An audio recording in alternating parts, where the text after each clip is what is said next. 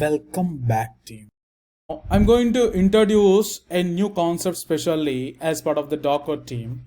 The one more concept I'm discussing here, which is a multi-stage Dockerfile.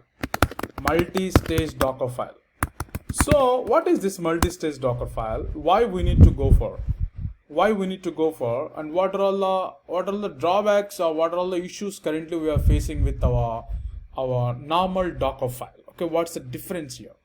So generally, team, if you recall our Dockerfile, what are the things we attempted so far? Let's go there to your repository. Let's duplicate the screen. Let's close this. Yeah, let's duplicate the screen. So what are the Devops repository? Just go to the repository. There you have few projects with you. Especially, I'm just going for one by one. Maybe I'll just go first with the Docker React.js. I believe we have played this with this one. If you guys recall, I think we played with this particular Dockerfile, if you guys recall. So team, this is one Dockerfile which you are seeing at the moment. You don't know what kind of Dockerfile it is, but you have utilized. Actually, this Dockerfile is exactly a multi-stage Dockerfile. This is a multi-stage Dockerfile. You may get doubt why and what exactly the things are different here when you say it's a single stage or multi-stage, and what you are getting the benefit also. In multi-stage Dockerfile team, your build time and efficiency will be improved. The first and foremost thing for the Docker images, the build time and efficiency, especially I'm just going there, I'm just writing, okay? So build time and efficiency. Okay, efficiency. So now, why I'm just highlighting these things and what exactly the drawbacks usually you will get with a normal Dockerfile also. We will see one by one. And let's understand what exactly the benefit you are getting out of this one. Then we will go for that particular in the next part, okay? Let's understand slowly one by one, team, okay? Alright, team, so fine. So first and foremost thing, whenever you are just building a Dockerfile, you are simply going there, sudo docker build, just giving that particular tag and followed by the dot, or simply it is just building an image for you. That's very smooth, you know that already, right? But the thing is, in multi-stage Dockerfile specially, team, if you consider a multi-stage Dockerfile will bring especially your image size is very small. So that is the first thing which you need to keep in your mind. So what exactly the point you should understand here? So just a moment, team. I believe the box is too small. That's why it just behave like that. Just a moment. Okay. All right. So just come here. Just keep this one. Everything is left aligned. All right, team. So fine. So now what exactly the point I'm trying to highlight, team? Especially when you see this particular this particular multi-stage Dockerfile, team. This particular multi-stage Dockerfile, if you build this particular Dockerfile, the size of the image is smaller when you consider a Dockerfile with a single stage. Now, what is the difference here? See, steps are same, no? Steps are same. Of course, steps are same. Then what exactly is the difference? There is one catch here, team. So when you are building a multi-stage, when you are building a normal one, okay, there is a catch here. For example, team, if you recall this particular, whatever the Dockerfile which I am highlighting for you, this is a multi-stage. How I am saying, I will tell. If you recall, I highlighted during our discussion itself from node latest as builder. So you are just telling this particular base image with the alias builder, meaning that you will refer the output of this particular, all these commands, output of this particular command, whatever the output is there, that one finally you will refer with a variable name as builder. You will refer with that name. Okay, all right. So once you refer with that particular name, now what exactly you are doing? You are creating a parent directory. You are just work directory, meaning that you are changing to the directory. You are setting up the environment variable. You are copying the package.json. You are just npm install and npm install the React scripts, meaning that you are simply installing whatever the things are which is required for you. Okay. And finally, copy dot, you are copying entire your source code to this particular directory. That is also awesome. And finally, if you recall this particular thing, run npm run build. The output of this particular stage is a build file. A build file is the output of this particular particular stage. So meaning that a build artifact will be there. That is exactly the outcome of this particular thing. Now, when you go for the production environment, so forget about the environment here, okay? Now, when you go for the next stage, what are the stage you are seeing? They are considering another base image, that's okay. And on top of it, they are just copying hyphen from builder user src app build. So what exactly they are doing here is from builder they are just copying the references, whatever the output is there, but they are just copying whatever the things are really needed for them. What is needed for them? They require only the build content.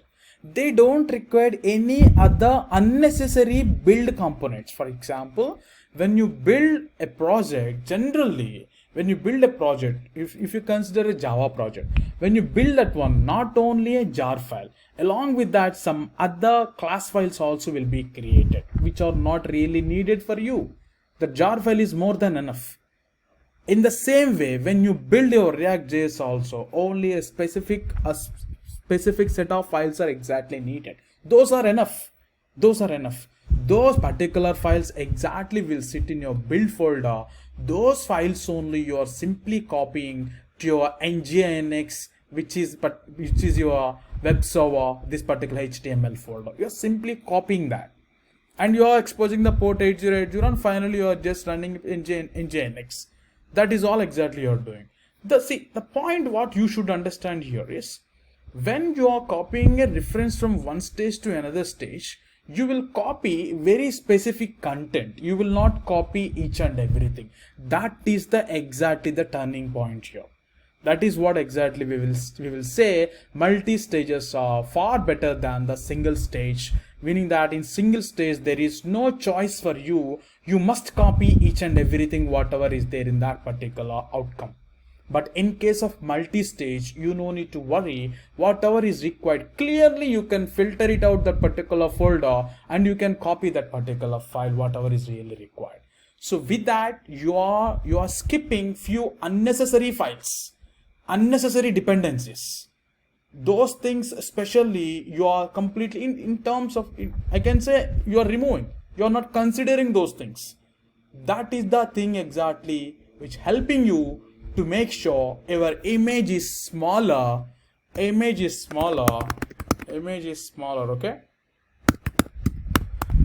smaller, and obviously, if image is smaller, obviously, which leads to faster deployment, right? Faster deployment, of course. You can think about it. It's a faster deployment team, and also if image is smaller, even when you are pushing your image to container registry, right? Usually you will push your image to container registry, no? Whenever you are pushing your image to container registry, your image will go very fast because the image is smaller, meaning that you are saving time. You're saving time actually. You're saving time because your image is very smaller. Since your image is smaller, you know one thing, it would be almost some 1 to 10% of your single stage Docker file.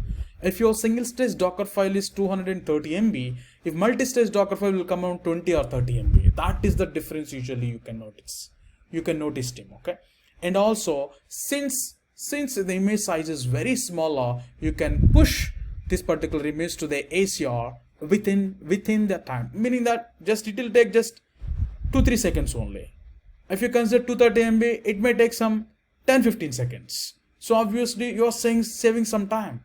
Since it's a very lighter, even deployment wise also, it will be very fast. The container will boot up very quickly also. So all these advantages usually you will get. And another advantage usually you will get as part of this multi-stage, cost. How we are defining cost also will be saved as part of this thing. Let's consider a scenario team. If you build an image, obviously you will push that image to ACR, no? For example, in production equivalent kind of applications, you will be very much interested to make your ACR is a geo-replicated, meaning that you will not only depend upon your ACR is sitting in Singapore, you will not completely trust this ACR. Then what you will do, you will make a replica. So obviously they will what exactly they will do, whatever the images are there in this ACR, again those will be replicated to Hong Kong also. So meaning that those are all exactly data transfer charges. So whatever the content is there, it will be replicated in another region also. When it is replicating, it's called data transfer. Since your content is very smaller, obviously your bandwidth, whatever the thing, and storage, obviously these two things becomes very inexpensive, right? Obviously very cheap. At the same time, your replication, whatever the replication you are doing, that one also will help us to save some amount for you, because it will save you the bandwidth and the size is very smaller. So storage point of view also. So the cost corresponding to two things, especially the bandwidth and also storage. So these two are exactly will be saved as part of your multi-stage Dockerfile image team. And additional interesting fact, security team. So coming to the security, how exactly it is helping us on the security? You know, one thing, team, see, whenever you're copying each and everything from one, say, if you consider a single stage Dockerfile, we have the single stage Dockerfiles also. If you recall, yes, see, you can see this is a single stage Dockerfile team. This is a single stage Dockerfile, meaning that nothing is there, everything you are doing at a shot. That's all you are doing here. That too, the advantage here is this is not exactly the suitable thing for your real times. To be frank, the reason is you need to build your jar file, which you are building by using your build pipeline. That is okay. That is okay as long as your project manager agrees on that.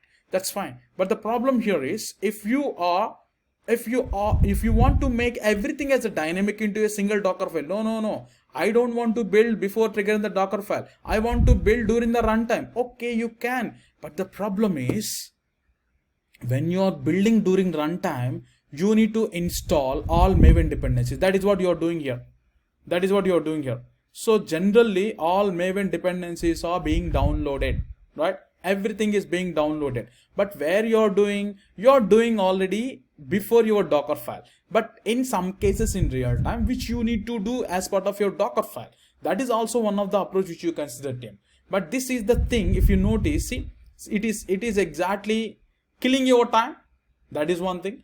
But if you are making this one also as part of your Docker file, since it is a container, it will be faster. At the same time, it will help you as part of that particular thing. But the advantage, if you are keeping your Docker file, especially with your Maven dependencies, Maven installations, Maven build process, if you make your Docker file with respect to that, the only advantage what you will get, for example, if this one doesn't have anything, this is adding a overhead for you. You need to build your project and you need to push this particular target jar. Always the jar must be available in your project. But if you refer few set of Dockerfile, I think I showed an example as well when we were discussing about these things, okay? Few things where they are building this particular Maven process during this particular Dockerfile execution itself. I showed few examples for you. So meaning that you are building the process. What exactly the things will happen? It will download each and everything whatever is required for your build process. Each and everything it will require. Okay, fine. After that, you are just building your process, but you will selectively keep only this particular jar file only or this particular file only required in case of multi-stage. But in case of single stage Dockerfile, you will never care about that. You will simply proceed on that. That's exactly the problem for you. So meaning that, so whatever the unnecessary file you are adding as part of your image, if that particular file is vulnerable, that particular file or library is vulnerable, obviously you are giving just a hand to a hacker, just easy to come to your container. If he comes to the container, he can access the host. If he can access the host, he can hack your Kubernetes cluster or app service, whatever is there in place. That is absolutely possible. So this particular multi-stage, whatever the multi-stage is there, that really helping you to just discard some unnecessary dependencies or unnecessary files during your image build process team. Okay, that is why I'm just adding another point as part of this multi-stage Dockerfile, which is as part of the security as well. Okay, so these are all the things it will give this multi-stage Docker file. That is why always it is very much preferred to use the multi-stage Docker files in real time wherever it is nearly necessary. Wherever it is nearly necessary, you simply go there and simply use it. That is exactly the thing which you need to understand. Okay. All right, team. If you want to give a test as part of this particular multi-stage Docker file, please go ahead and build this particular Docker file as it is. Sorry, build this particular thing as it is. And after this particular run.build, what all the things are there, and simply go there. There is a npm run start. Let me give another Docker file for you, so that I think you can go there and just go there for the practice, and you can give a try on that as part of that particular thing. You will feel more comfortable as well. I'm just copying another Docker file for you here.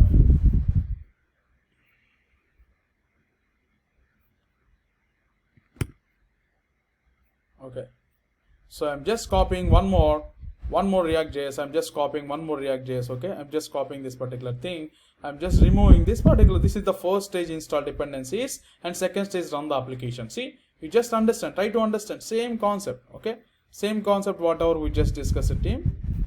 Sorry, whatever we just discussed. Okay, I'm just removing this particular part. I'm also removing this particular part here. Okay. Yeah. All right. See, can you please read this one now? You're taking base node 14 alpine as a base. Okay, work directory, copy package.json, npm install, everything you are copying. Okay, npm run build. That's all. That's all. A build process, whatever the outcome is coming. Okay, now you just come here. Now if you just come here, okay, whatever the outcome. For example, again, you just come here. So as part of this particular base, again, you consider as a production. This is optional. You no need actually, because it's already a final stage. And work directory, you are creating a work directory, and copy whatever the output of this particular thing. You are just copying that particular thing, especially inside the app, whatever is there. You are just copying only that particular content to your new container path, intermediate container path. You're exposing port 3000 and finally npm start. Both are same concept wise, both are same. Okay, both are same, but here you are using a web server, but here you are not using a web server. This is simple nginx docker file. Okay, sorry, this is simple react.js docker file. I believe I gave an example on this one. Okay, you can refer that. So now if you recall, this is exactly the multi-stage one which you are trying to build, right? Which you are trying to build. At this same time, you can simply apply cmd npm start, whatever the things are there after your build process. If you simply place expose and these two commands below to that, that's all your single stage. Team, right? That's all your single stage. And if you keep these 3 lines extra, it's become multi-stage. Now you go there and just give a try how exactly this particular Docker file is behaving in terms of size, right? So that is exactly about this particular multi-stage Docker file team. I just want to give a view on this particular multi-stage Docker file, so that I think you have some sort of idea. And again, I will touch this multi-stage Docker file during as part of your security. Okay, there I'll come and I will touch this particular part. All right, team. Any questions so far? Oh, that's good. Okay, 1 second. Okay, all right, team. I believe you have cleared your operation also very successfully, where you have executed in Springboot Docker file, especially Springboot Docker file as part of your Docker agent container, and that particular Docker agent container, when push that particular image to the registry, you can double check that one very clearly. Just go there and edit. Okay, there you can see build and push. There you go, Springboot/app, right? You go to the portal. Go to the portal team. There you can see the container registry. Go to the container registry. There you can see this is Docker ACRSG. You go for this particular thing and repositories. Here you can sense it, team. Okay, Springboot/app. That's awesome, team. So meaning that you have successfully cleared executing especially a Springboot application Docker file on top of a Azure Devops agent as a container. That is what exactly you achieve. All right, team. Thank you for the session. See you in the next part.